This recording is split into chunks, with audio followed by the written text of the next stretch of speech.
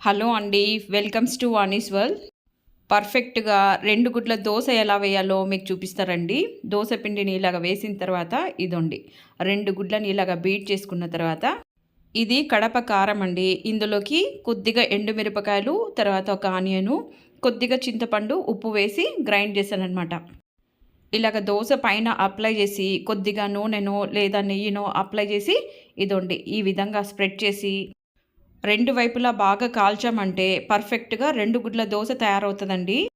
ఇలాంటి దోసల్ని పిల్లలు ఇంటికొచ్చిన తర్వాత ఒక్కటి వేసి అండి, ఇక పిల్లలు చెప్పిన మాట వినరనే వాళ్ళు గూడా పర్ఫెక్ట్‌గా మీరు చెప్పినట్లే వింటారు. మీ వెనకాలే తిరుగుతారు.